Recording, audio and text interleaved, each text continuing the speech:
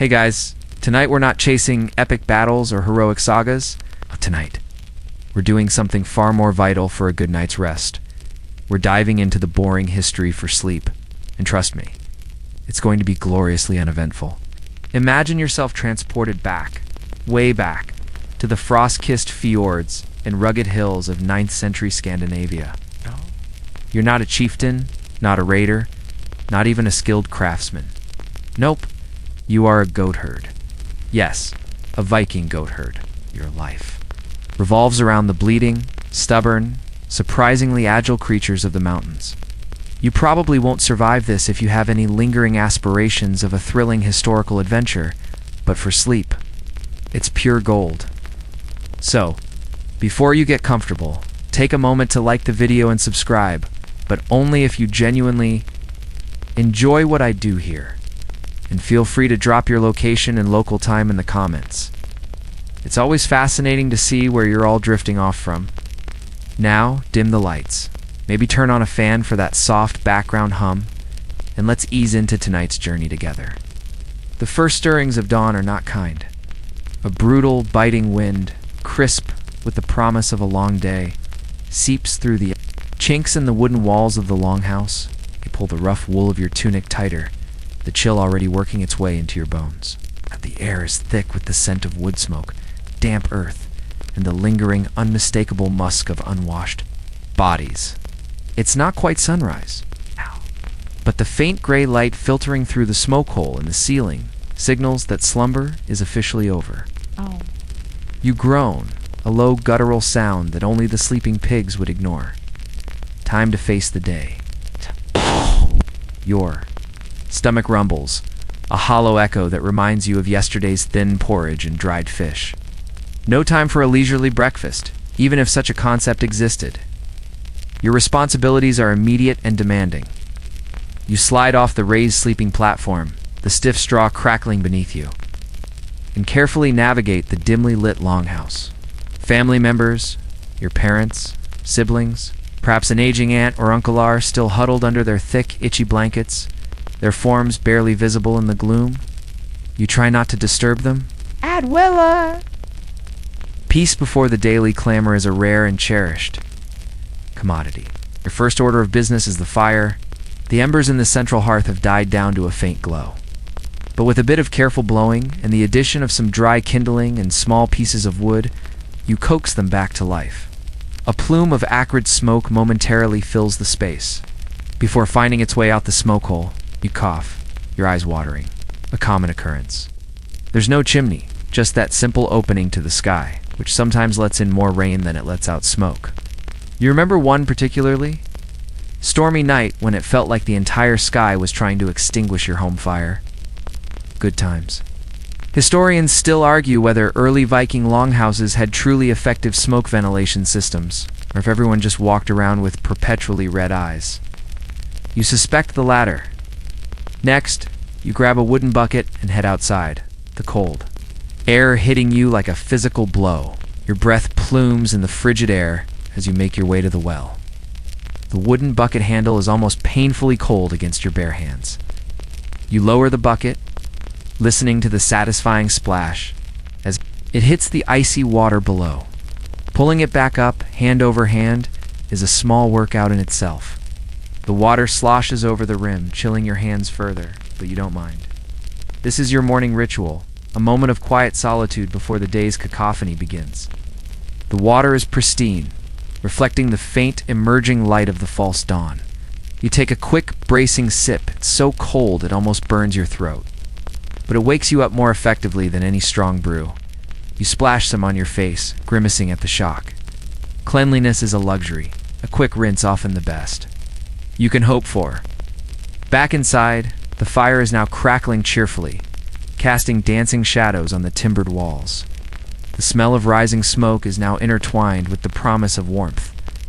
You place a large, crude earthenware pot over the flames, filling it with water for the morning's basic fare. Maybe it's a bit of last night's leftover stew, or perhaps some dried grain that needs rehydrating. Whatever it is, it will be simple, hearty, and designed purely for sustenance. You watch the water, waiting for it to warm, your mind already ticking through the day's tasks. The goats are your primary concern. They're likely restless, eager to be out of their winter pens and up into the fresh, dew-kissed pastures. Their bleating will begin soon, a symphony of impatience that will echo across the valley. Quirky tidbit. Did you know that Vikings often kept goats not just for milk and meat, but also for their hides, which were durable and surprisingly waterproof, often used for sails and even roof coverings? Not that your goats are destined for sailing glory, mind you. Just more proof that every part of these creatures was valuable in your world. The moment you hear it, that first indignant bleat, you know your quietude is officially over. A call sharp and demanding from the goat pens just outside the longhouse. You grab your wooden staff, its worn grip familiar in your hand, and head out. The goats, sensing your approach, amplify their chorus of complaints. They sound like a grumpy, furry symphony orchestra that's missing a key member and is extremely annoyed about it. As you approach the rough-hewn wooden fence, the air is instantly thick with the mingled scents of goat, straw, and damp earth. It's an aroma that's been part of your life since you were old enough to walk, a smell that's as comforting and familiar as the creak of the longhouse door. These aren't just animals. They are your livelihood, your responsibility, and, occasionally, your greatest frustration. You unlatch the simple wooden gate, and immediately, the first few eager goats push their way out, their keen eyes already scanning for fresh grass.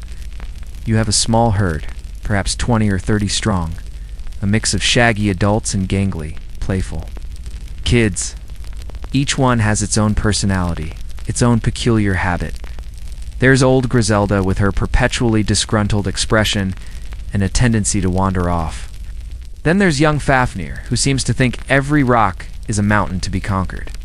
You know them all, intimately. It's not a grand, sprawling farm, but it's enough to keep your family fed, clothed in wool, and occasionally supplied with a bit of cheese.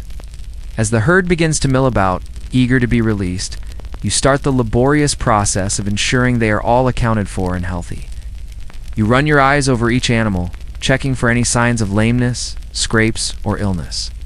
A sick goat is a disaster, a potential loss of valuable milk, meat, or hide. You might gently prod one here, check a hoof there. It's a basic but vital veterinary check. It's performed purely by instinct and years of accumulated knowledge passed down through generations. A mainstream historical fact here is that animal husbandry, especially of goats and sheep, was absolutely central to the Viking economy, providing not just food, but also materials for clothing, tools, and even trade. Their very survival depended on the health of their livestock. The younger kids are, predictably, the most chaotic. They butt heads, playfully leap onto each other's backs, and generally cause a delightful nuisance. You have to keep a watchful eye, making sure they don't wander too far or get into any mischief that might injure them before the real trek even begins. It's like trying to herd a bunch of enthusiastic woolly toddlers who are convinced they know best. You can almost hear them saying, "Are we there yet? Are we there yet?" Except it's just more bleating. Your role as goat herd isn't just about leading them to pasture, it's about protecting them. The wildlands surrounding your village are full of dangers, wolves, bears, even cunning lynx, all looking for an easy meal. You glance up at the brooding, forested hills, a shiver running down your spine that has nothing to do with the cold. You are their first, and often only, line of defense. Your staff, while helpful for guiding, is also your primary weapon. You're no great warrior, but you know how to swing it. As the herd slowly filters out of the pen, you notice a small, dark stain on the straw where one of the goats was lying. You bend down, inspecting it closely. It looks like a bit of blood. Your brow furrows. Is one of them injured? You quickly scan the emerging herd again, trying to spot a limp or a fresh wound. It's an immediate problem, one that could impact the day's journey or even the goat's long-term health. You find a young nanny, her leg slightly scraped from what looks like a rough patch in the pen. It's nothing serious, thankfully, just a minor abrasion. You briefly consider if you should leave her, but no, she's well enough to walk. A quirky tidbit, ancient Norse sagas occasionally mention animals. It's often horses or dogs, but rarely delve into the daily lives of livestock like goats. Leaving much of their care and importance to archaeological findings and educated guesses, historians still debate the exact methods of animal breeding and selective husbandry practiced by Vikings, and how much was intentional versus simply survival. With all the goats now out of the pen, you gently steer them towards the well-worn path that leads up into the hills. It's a slow process, a constant ebb and flow of nudging, encouraging, and occasionally firmly dissuading a particularly adventurous goat from heading off in the wrong direction. The sun is just beginning to peek over the eastern peaks now, casting long, dramatic shadows across the valley. The air is still cold, but there's a hint of warmth in the emerging light. Another day, another climb. The symphony of bleats becomes a moving, shifting sound as the herd begins its journey. Asterisk, the path uphill is not for the faint of heart, or for those who appreciate flat, well-maintained roads. This is a Viking goat path, which means it's less a path and more a suggestion of where other goats have stubbornly trod before. You lead the herd, your sturdy boots finding purchase on loose rocks and slippery patches of moss-covered earth. The gradient is relentless, your calves already beginning to burn with the effort. Each step is a mindful placement, a constant negotiation with the terrain. You glance back occasionally, making sure none of your charges have decided to take a detour into the thick underbrush, which, knowing goats, is always a distinct possibility. They're like tiny, furry escape artists, always looking for a loophole in your careful herding. The air grows colder the higher you ascend, and the wind whips at your simple wool tunic. Below you, the longhouse and village begin to shrink, becoming mere specks in the vast, untamed landscape. It's a sobering sight, a reminder of how small you are against the enormity of nature.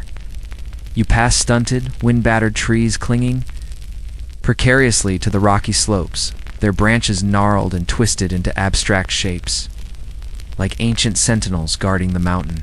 The ground shifts from soft earth to jagged scree, demanding even greater care with each footfall. The goats, with their innate agility, seem to navigate the rough terrain with far greater ease than you do, their small hooves finding purchase. Where your heavy boots slip, you secretly envy their effortless clambering. The silence up here is profound, broken only by the rhythmic bleating of your herd, the whisper of the wind, and the crunch of your own boots on the rocky ground. It's a vast, empty canvas of sound that makes you feel both insignificant and deeply connected to the ancient world around you. You might hum a low, tuneless melody to yourself, or perhaps even speak quietly to the goats, offering encouragement or light-hearted threats about turning them into stew if they don't behave. It's not that they understand, but it helps pass the time and keeps your own mind from wandering too far into the lonely vastness. A mainstream historical fact about this landscape, the Nordic environment, particularly inland from the fjords, was often harsh and unforgiving, characterized by rocky terrain, dense forests, and peat bogs.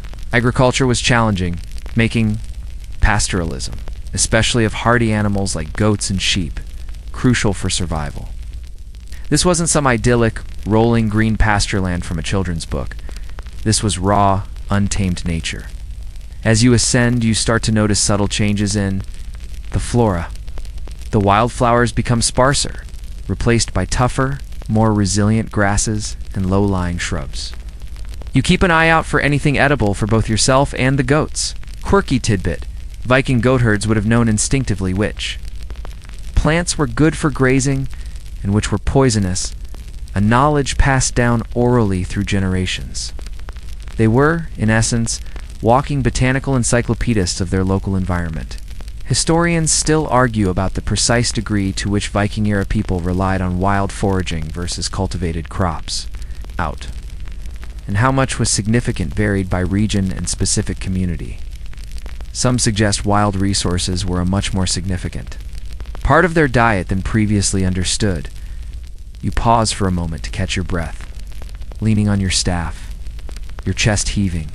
The view from up here is breathtaking.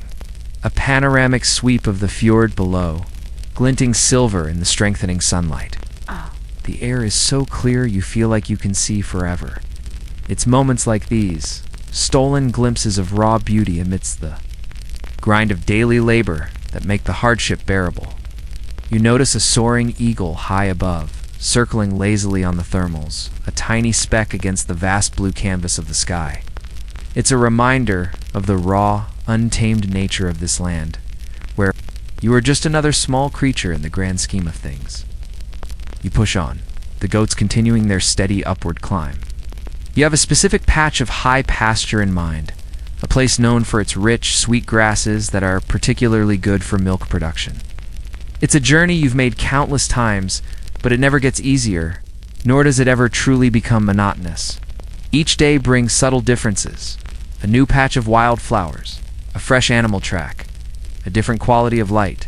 It's a quiet existence, certainly, but one filled with the subtle rhythms of nature and the steady, demanding pulse of your responsibility. The sun is now fully risen, warming your back, a welcome relief from the morning chill. You are almost there. You've reached the high pasture, a glorious expanse of sweet, tender grasses.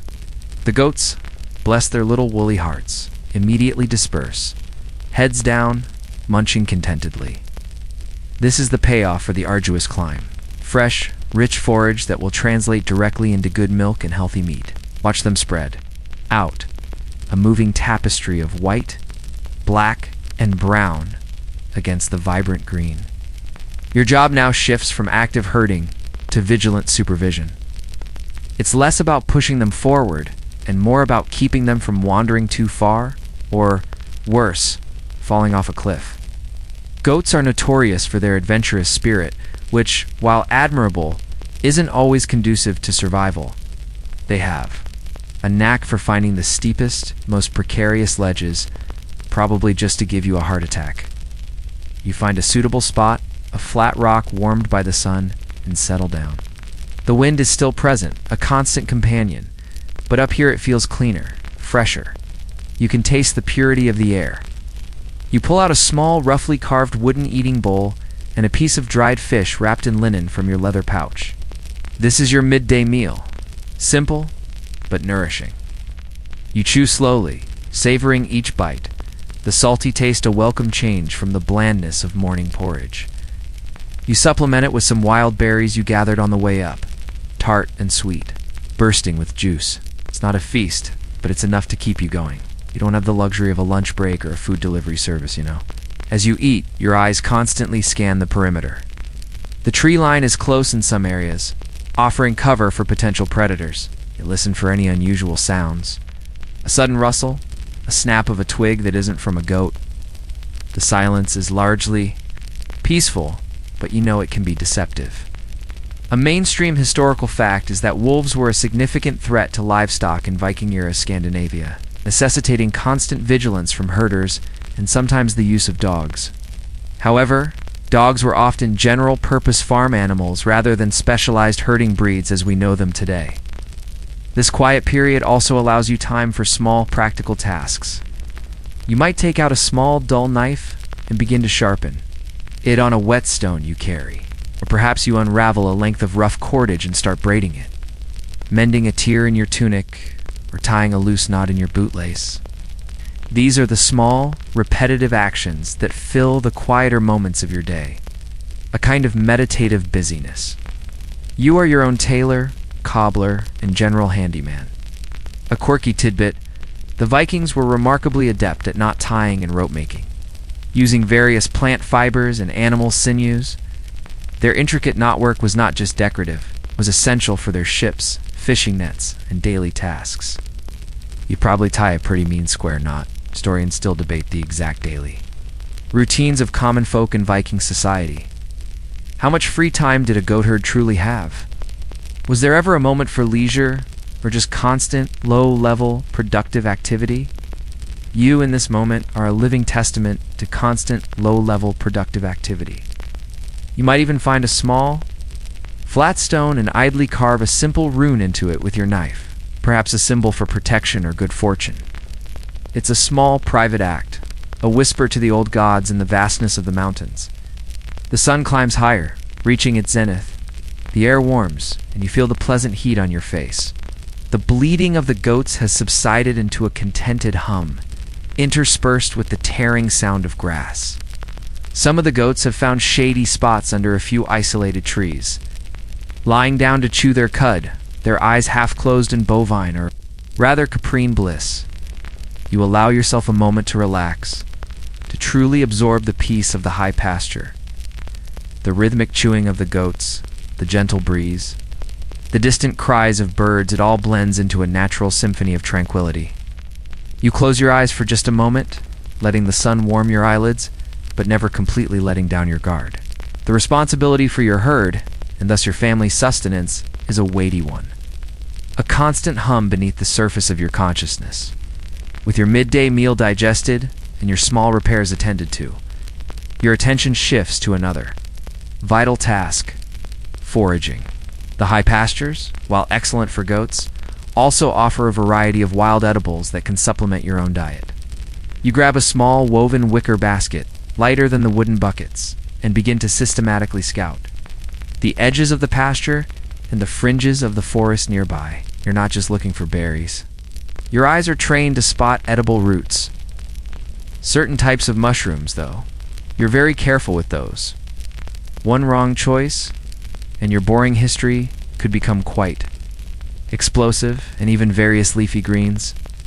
It's a skill honed over a lifetime, passed down from your parents and grandparents, a fundamental part of survival in this land. You move with a quiet efficiency, your movements fluid and practiced. You know the best spots, the damp hollows where certain plants thrive, the sun-drenched slopes where berries ripen first. You stoop to dig a particular root using a small, sharp digging stick, carefully extracting it from the earth without damaging the plant too much, hoping it will grow back next season. It's a sustainable practice, a tacit agreement with the land that provides for you. The earthy scent of disturbed soil fills your nostrils, a primal smell that feels deeply satisfying. A mainstream historical fact here is that foraging was an integral part of the Norse diet, supplementing farmed produce and livestock. While they cultivated some crops like barley and rye, wild resources provided crucial vitamins, minerals, and caloric intake, especially during leaner seasons. This wasn't just a quaint hobby. It was essential for avoiding scurvy and other deficiency. Diseases, you are basically a walking, breathing, calorie-seeking missile. You find a patch of wild sorrel, its tangy leaves a welcome addition to your palate. You pluck a few leaves and chew them, the sharp lemony taste invigorating. You also spot some wild blueberries, small and dark, nestled among the low bushes. These are precious finds, sweet bursts of flavor that are a rare treat. You carefully pick them, dropping them gently into your basket, trying not to bruise them. Your fingers become stained purple, a temporary badge of your successful hunt. As you forage, you keep one ear and one eye on your herd. They are still mostly content, but their natural wandering instincts mean they gradually spread further across the pasture. You occasionally let out a soft call or a whistle to them, a subtle reminder of your presence, ensuring they don't stray too close to the steep drops or the deeper, darker parts of the forest. The forest, while a source of food, is also a place of potential danger. A quirky tidbit: some historical accounts suggest that certain mosses and lichens were also consumed in times of scarcity, though they were often processed extensively too. Remove toxins. You hope it never comes to that. Chewing on tree fuzz doesn't sound like much fun. You come across a patch of fungi, beautiful but unfamiliar. You lean closer, sniffing them, prodding them with your digging stick. Your knowledge of mushrooms is extensive, but caution is always paramount. You recall stories of villagers who mistook poisonous varieties for edible ones, with grim consequences. Best to leave these untouched. Historians still argue about the precise level of botanical knowledge possessed by the average Viking, and how much of it was practical survival skill versus formal, named classifications. You just know what kills you and what doesn't, and that's usually enough. The sun, having reached its peak, now begins its slow descent, though there are still many hours of daylight left. The shadows are starting to lengthen just slightly, subtly altering the contours of the landscape. You've gathered a decent haul enough berries to enjoy tonight. And some roots and greens that can be added to tomorrow's broth. Your basket is not overflowing, but it holds a satisfying weight. This small act of supplementing your food supply feels like a victory, a testament to your resourcefulness and intimate understanding of the land. You make your way back towards the main part of the pasture, where the bulk of your herd is still grazing peacefully.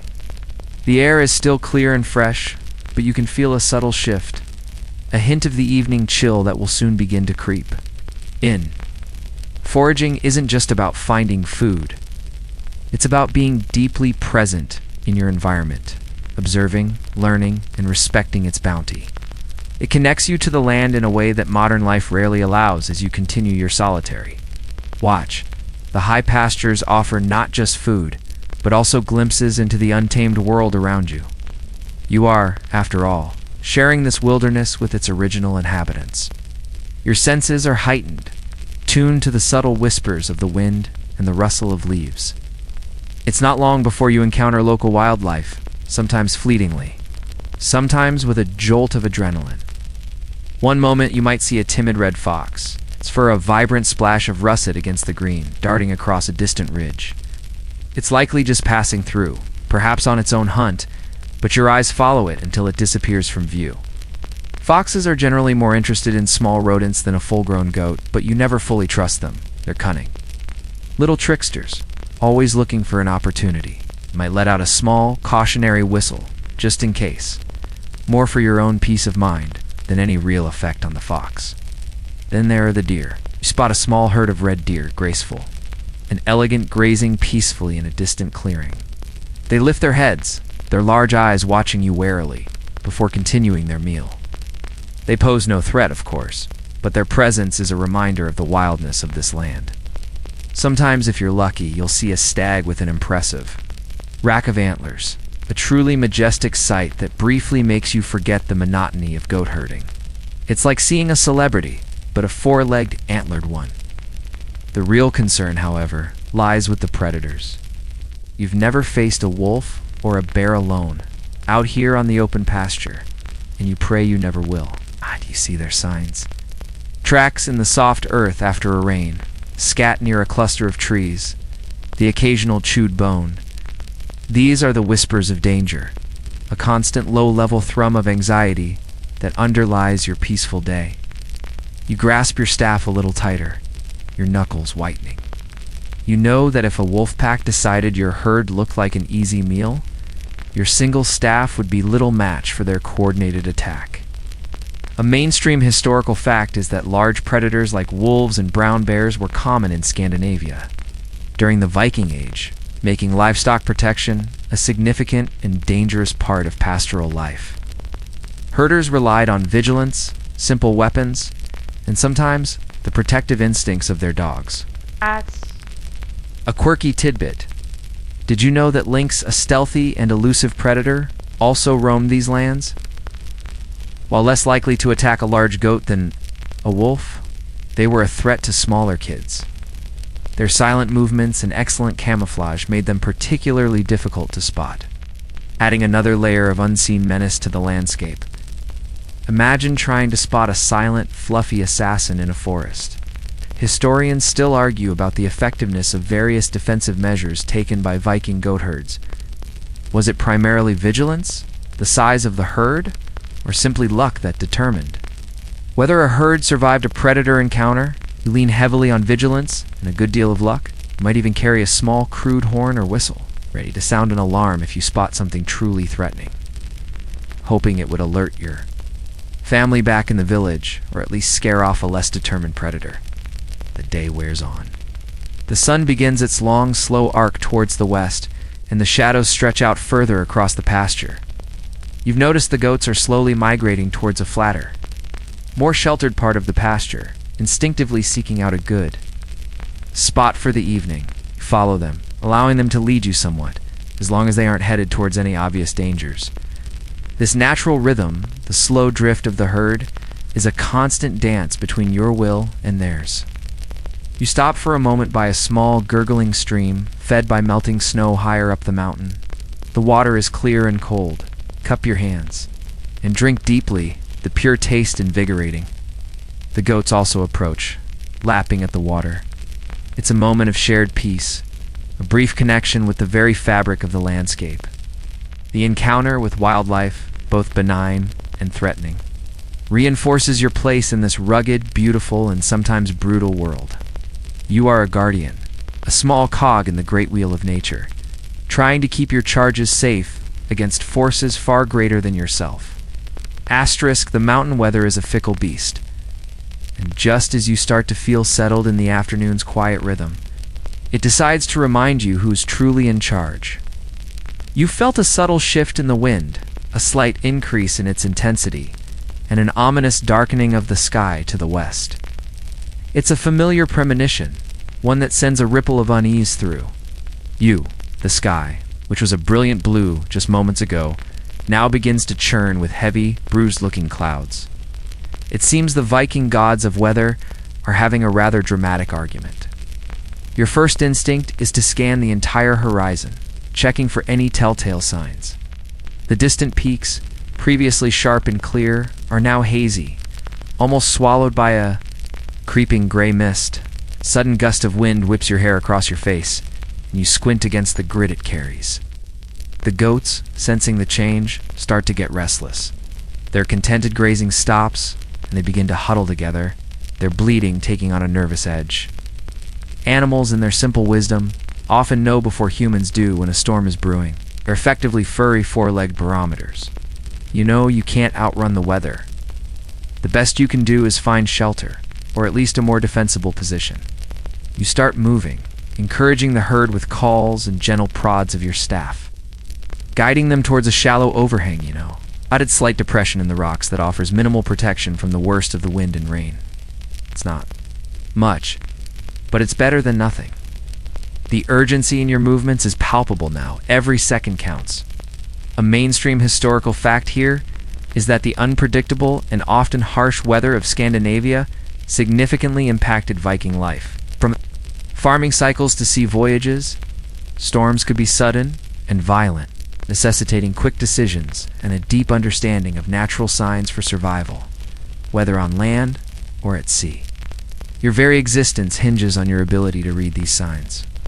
As you shepherd the increasingly agitated goats, the first fat drops of rain begin to fall, cold and heavy. Then they come faster, turning into a steady downpour within minutes. The wind intensifies, howling through the crevices of the mountain, carrying the rain almost horizontally. It stings your face, chilling you to the bone. You pull the hood of your thick wool cloak. Yes, you do have a cloak. You're not entirely foolish tight around your head, but it offers only limited protection. You're quickly soaked through. Your teeth begin to chatter. The ground turns slick and treacherous, making the already difficult descent even more perilous. The goats are scrambling, some of the younger ones tripping on the wet rocks. You have to be extra vigilant, using your staff to brace yourself to clear paths and to prevent any goat from losing its footing and tumbling down a slope. A quirky tidbit. Some archaeological finds suggest that Viking communities developed rudimentary weather forecasting techniques based on cloud formations, wind patterns, and animal behavior, though they would likely have attributed extreme weather events to the whims of powerful gods like Thor. You're effectively an ancient meteorologist, minus the fancy maps and satellite imagery. Historians still argue about the exact extent to which Viking-era people understood the scientific basis of weather phenomena, or if their interpretations were purely mythological. For you, it doesn't matter if Thor is actually swinging his hammer. What matters is that you're getting drenched, and your goats are panicking. You reach the shallow overhang, just as a clap of thunder echoes through the mountains, deep and resonant, making the ground tremble slightly. Lightning flashes, briefly illuminating the stark, rain-lashed landscape in a stark white glow. You huddle with the goats, pressed against the cold rock face, trying to maximize the meager shelter. The air is filled with the roar of the wind and rain, the frantic bleating of the goats, and the booming thunder. It's a symphony of chaos, a stark contrast to the peaceful quiet of just an hour ago. You pull your knees up to your chest, wrapping your arms around yourself, trying to conserve what little body heat you have left. You're soaked, cold, and a little bit scared, but you're also determined. Responsibility to the herd outweighs your discomfort. You are a steadfast beacon in the storm, a slightly damp beacon, but a beacon nonetheless. The storm will pass, eventually. It always does. The storm, thankfully, begins to ease as quickly as it arrived. The thunder fades into a distant rumble. The rain lessens to a drizzle. And the wind, though still biting, loses some of its furious intensity.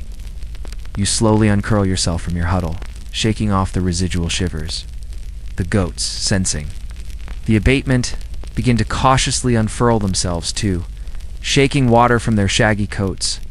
The air is now clean, washed fresh, and remarkably crisp, carrying the scent of wet earth and pine. It's a world reborn, if a little soggy. You know you can't linger. While the sun might peek out again, the temperatures will drop significantly. As evening approaches, especially with everything still damp, your immediate priority is warmth and a proper meal to put some heat back into your shivering body. You scout around for a suitable spot, ideally somewhere sheltered from the lingering wind, with enough dry wood to coax a small fire to life. Finding dry wood after a downpour is a challenge, but you're resourceful. You head for the underside of dense evergreen trees, or search for dead branches that might have snapped off and landed in relatively protected spots. You eventually find a small, somewhat sheltered hollow, and with painstaking effort, you gather twigs, bits of dry moss, and larger pieces of wood. Your hands are stiff with cold, making the delicate task of fire starting even more difficult. You pull out your fire starting kit, a piece of flint, and a bit of steel, along with some charred cloth or dried fungus for tinder. Mainstream historical fact: Viking-era fire starting relied on flint and steel, or iron pyrite and flint, along with highly flammable tinder. Matches were centuries away, making fire a precious commodity and a vital survival skill.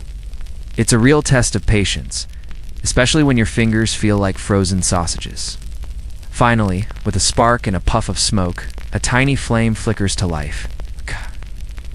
You cup it protectively, carefully feeding it small pieces of tinder until it grows stronger, blooming into a small, comforting blaze.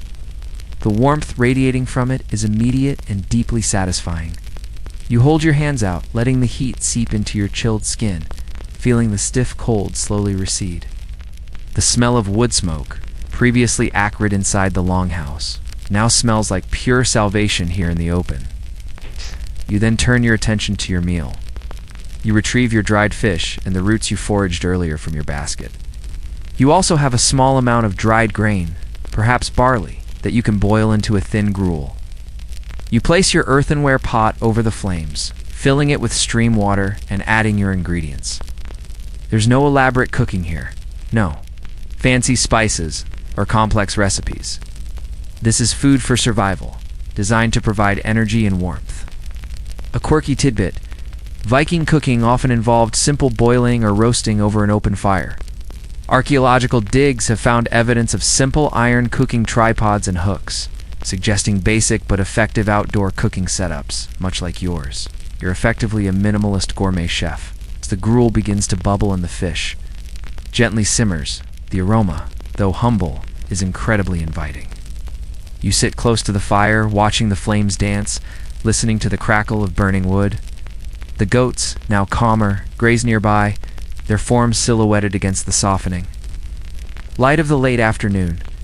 Historians still argue about the precise nutritional content of the average Viking diet, and how much it varied between the wealthy and the poor, or by region. But for you, it's simply about fuel, the simple act of preparing and consuming. A warm meal feels incredibly luxurious after the ordeal of the storm. The heat from the fire, the warmth spreading through your stomach, the sense of having overcome a challenge, it's a quiet triumph. You eat slowly, savoring each mouthful, allowing the hot food to chase away the last vestiges of the cold.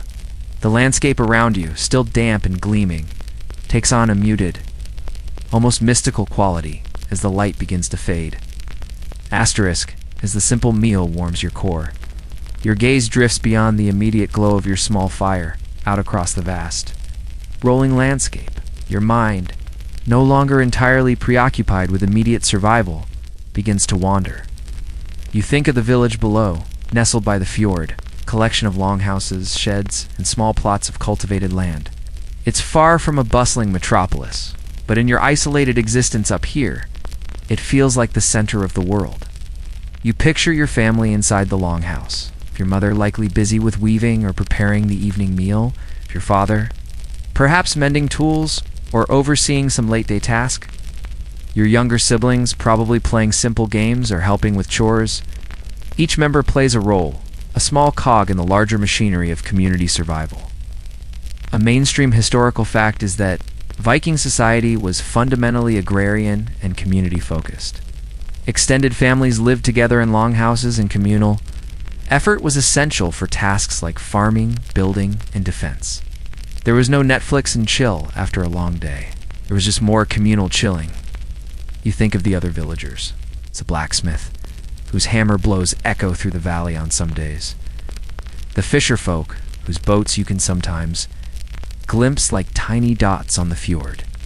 The older women, with their ancient stories and knowledge of herbs. The younger men, eager for their first raiding season, their minds filled with dreams of glory in distant lands. You, a goatherd, are not destined for such grand adventures. Your battles are with stubborn goats and unpredictable weather, not with foreign armies or monstrous sea serpents. A quirky tidbit. Did you know that despite their reputation for raiding, the vast majority of Vikings were farmers and craftspeople? Their lives were mostly about routine and hard work, not constant pillaging. So your boring goatherd life is actually far more representative of the typical Viking existence than the sagas would have you believe. Sorry, no horned helmets for you today, or ever really, as historians still argue whether those infamous helmets were ever actually worn in battle. Probably not. They'd be really annoying to fight in.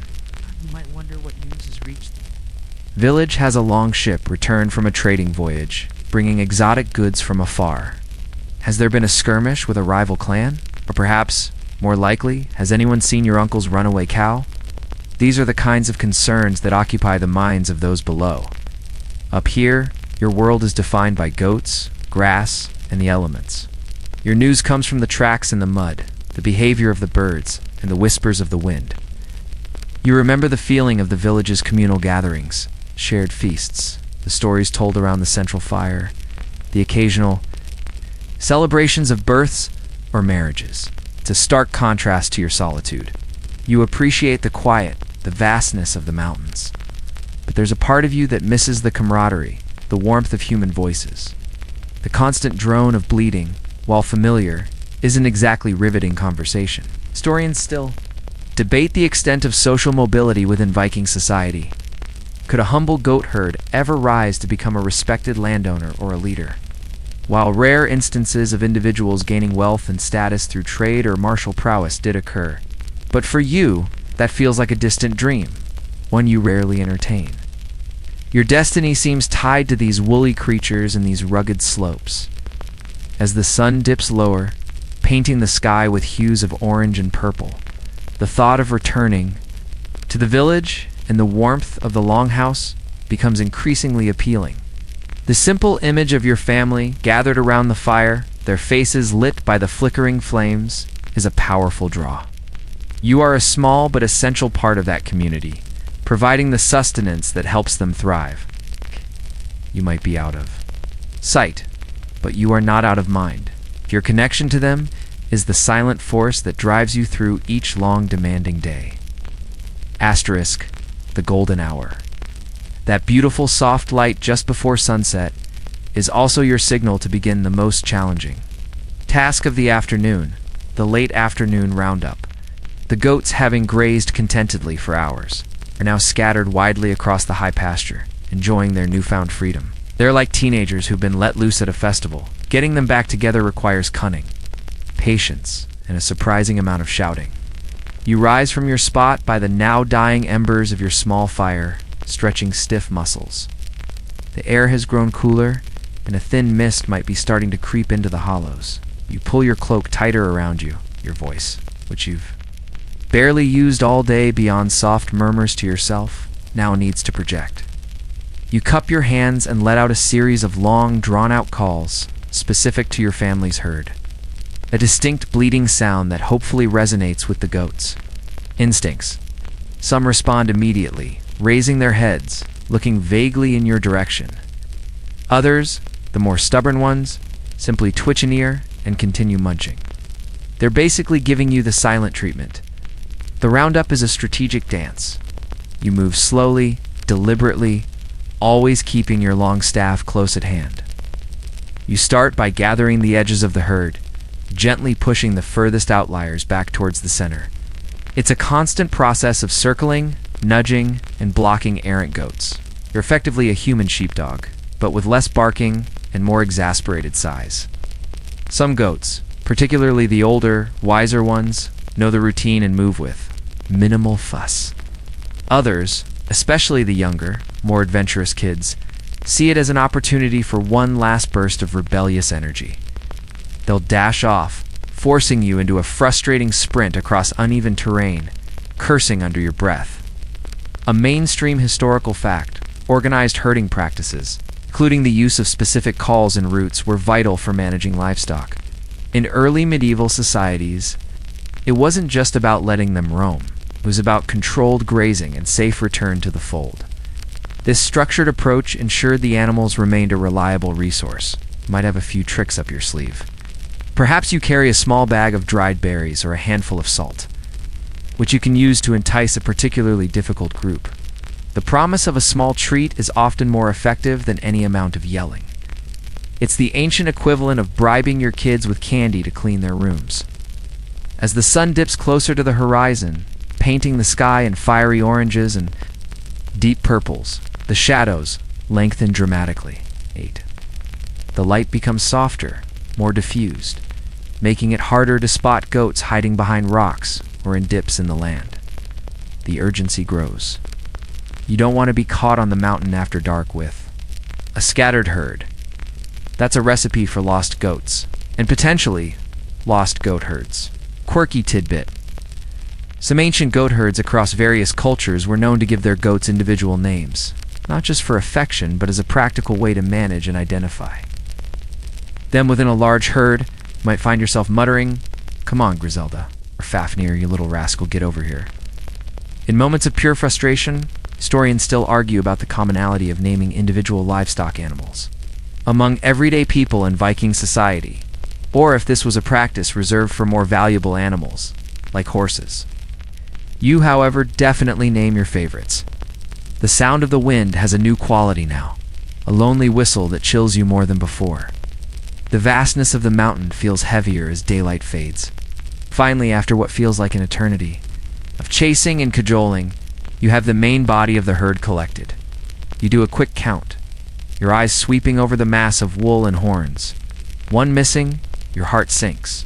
You have to go back. Can't leave a goat behind. It's always the last one that proves the most elusive, isn't it? After a tense few minutes of searching, you spot it, a small, gray kid, tucked away in a rocky crevice, seemingly convinced it's invisible. You sigh, a mix of relief and exhaustion, and gently coax it out, adding it to the now consolidated herd. The true journey home begins. The path that felt arduous this morning will feel even more so in the rapidly fading light. Asterisk, the descent is always more perilous than the ascent, especially with a tired herd and the light rapidly fading. You begin the journey down from the high pastures, your legs aching from the day's exertions. The path, already challenging in daylight, transforms into a series of shadowed traps as dusk settles. Loose rocks become invisible, slippery patches of moss lurk unseen, and sudden dips in the terrain feel like unexpected pitfalls. Each step demands careful attention, a constant battle against gravity and exhaustion. The goats, too, are growing.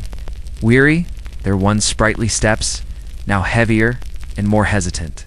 They follow your lead, a meandering, bleeding line down the mountain, their forms becoming indistinct in the gloom. You use your staff not just to guide them, but also to test the ground ahead, probing for firm footing. You lead from the front, a slow, deliberate pace, relying on your intimate knowledge of every twist and turn of this ancient trail. It's like navigating a dark room when you know exactly where all the furniture is, but someone keeps moving a chair. The air grows steadily colder, the crispness of the late afternoon yielding to the deep chill of the evening. The wind, which had died down after the storm, now picks up again, whispering through the sparse trees, carrying the damp scent of earth and the distant, unseen ford. The sky above is transforming, the last vestiges of sunset fading into deep, inky blues and then to velvet black, pricked by the first faint stars. A mainstream historical fact. Traveling at dusk or night in Viking-era Scandinavia was extremely dangerous due to uneven terrain, lack of lighting, and the presence of wild animals.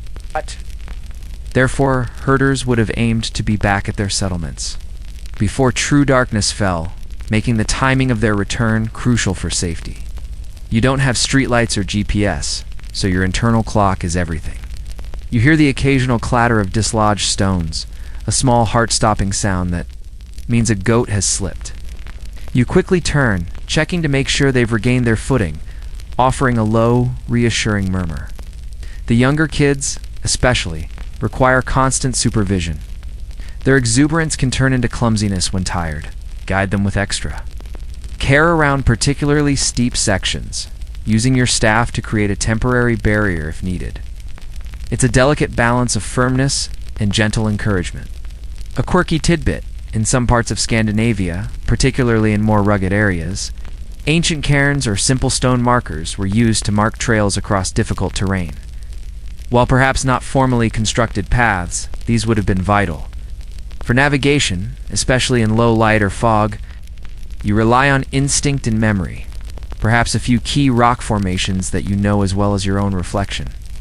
Historians still argue about the extent of communal labor involved in maintaining these animal trails. Were they simply worn paths? Or did communities invest collective effort in clearing obstacles or building rudimentary bridges over streams? For you, it's just the path your ancestors walked and the path you must walk.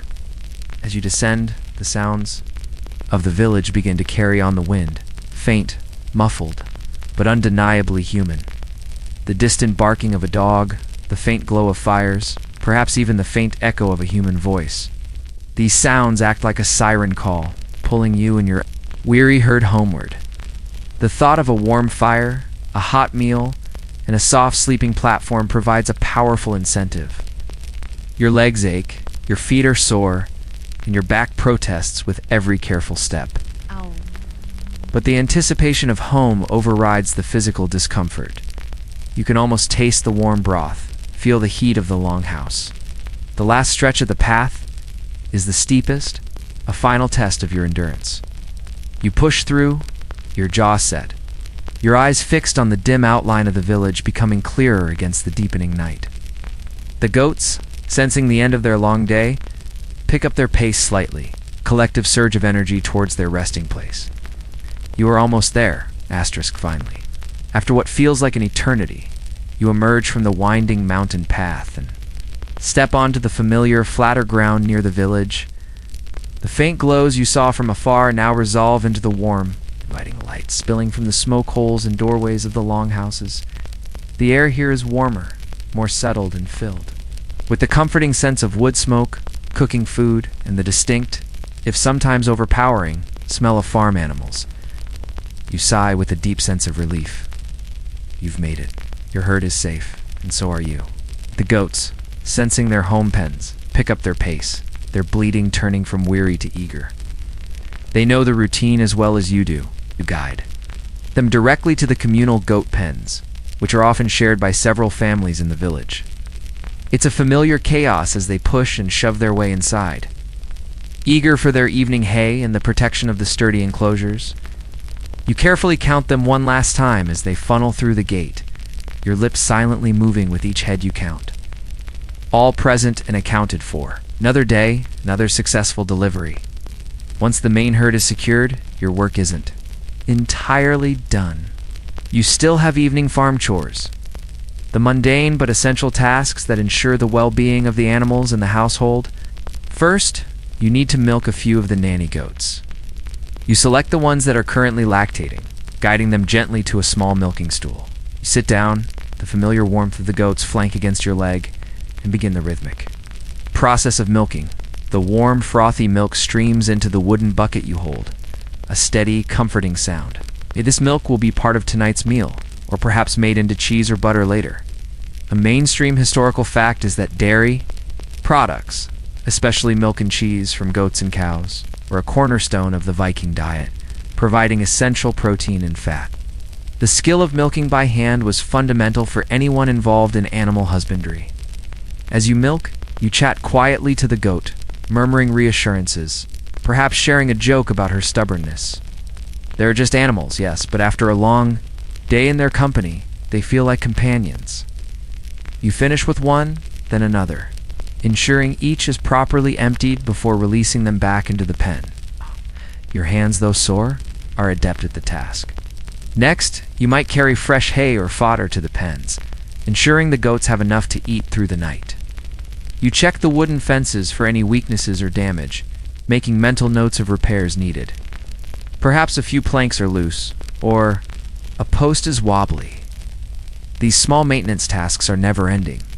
A farm is a constant battle against decay and wear. You also make sure the water trough is full.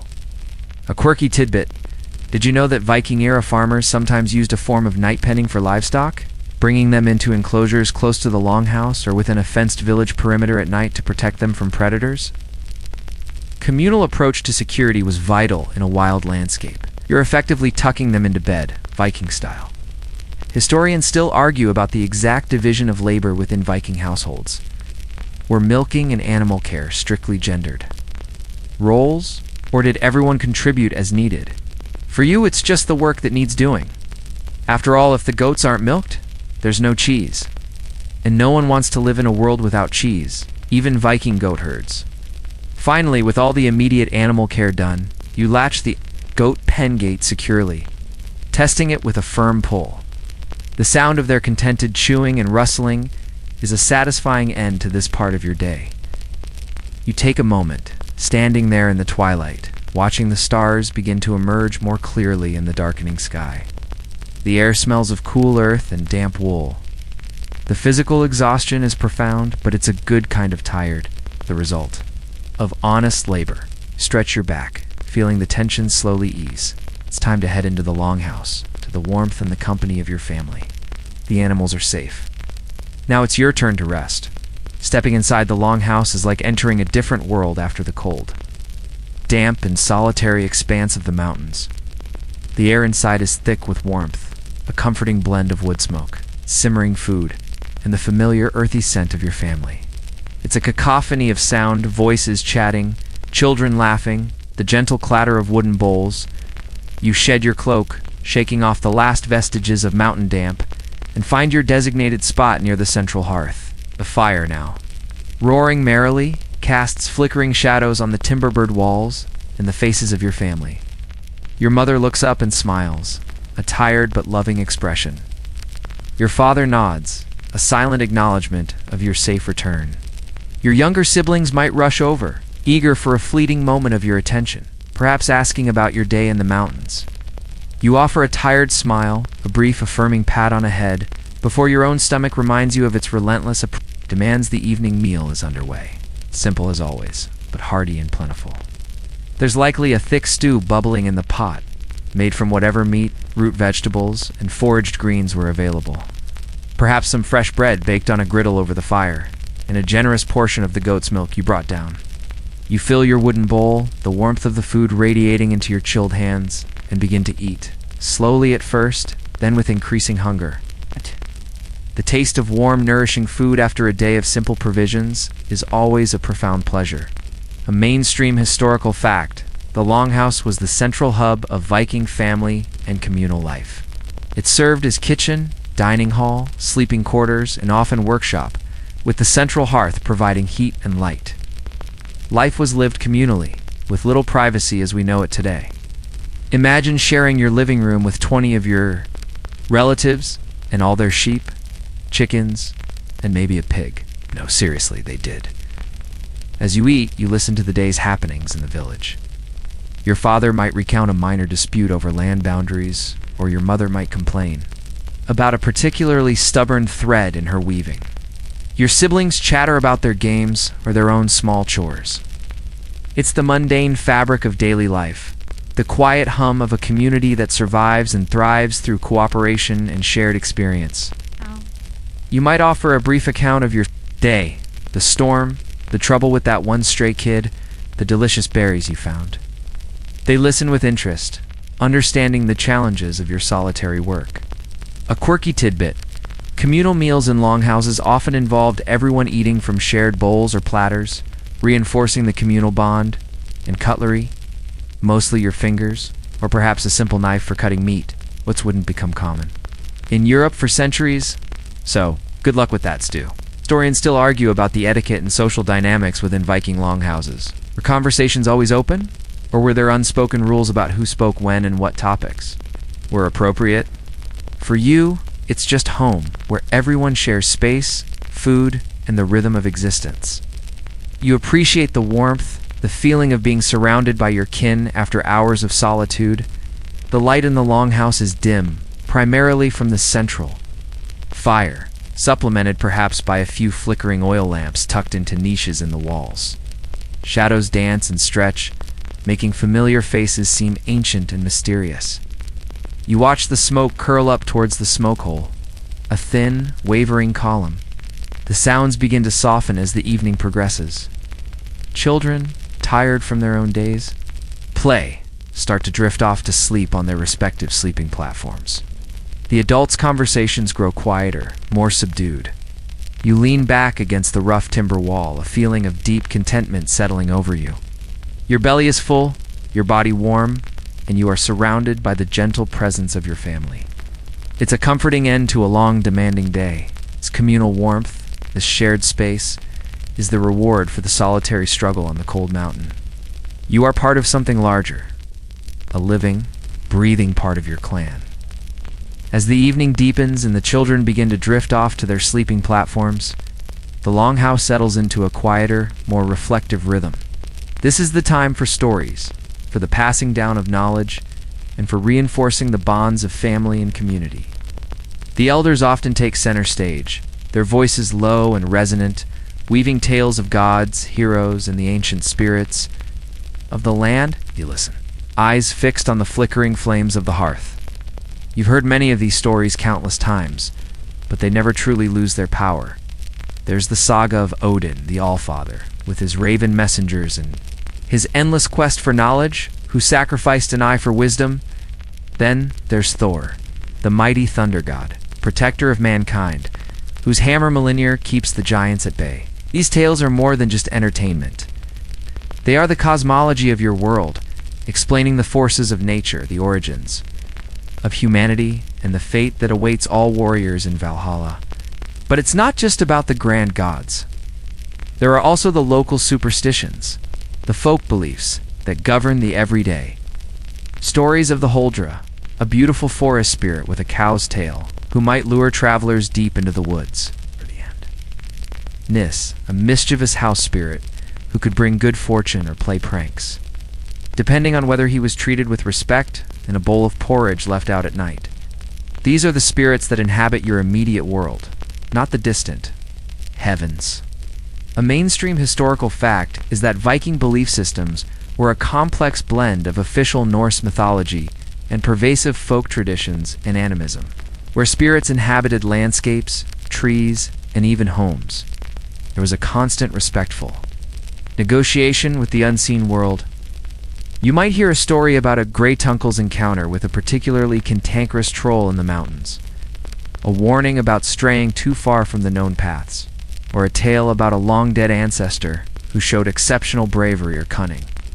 These stories reinforce your heritage, your place in the long lineage of your family and clan. You're not just a goat herd, you're a link in an unbroken chain, a small part of a much larger, ongoing narrative. A quirky tidbit: some Viking-era communities had specific rituals or offerings to appease land spirits, often involving small amounts of food or drink left in fields or at crossroads. It was believed these spirits could influence harvests or herd health, making it quite practical to keep them happy. You probably have a secret rock where you leave a crumb of cheese for the local nis. Historians still argue about the exact separation between myth and perceived reality in the Viking mind. How literally did they interpret these stories of gods and spirits? Was it all a metaphor? Or did they truly believe in mischievous house spirits and giant-slaying thunder gods? For you, the answer is simple. You believe what you see, what your elders tell you, and what makes sense in a world where forces beyond your control are very real. You certainly wouldn't risk offending a Nis just for a few crumbs of porridge. It's better safe than sorry, right? The fire crackles, casting long dancing shadows that stretch and shrink on the walls, making the familiar space feel ancient and mysterious. The air is warm and heavy with wood smoke, a comforting blanket. The voices of the storytellers are hypnotic, lulling you further into a state of deep relaxation. Listen, sometimes actively, sometimes letting the words wash over you, letting the imagery paint itself on the canvas of your tired mind.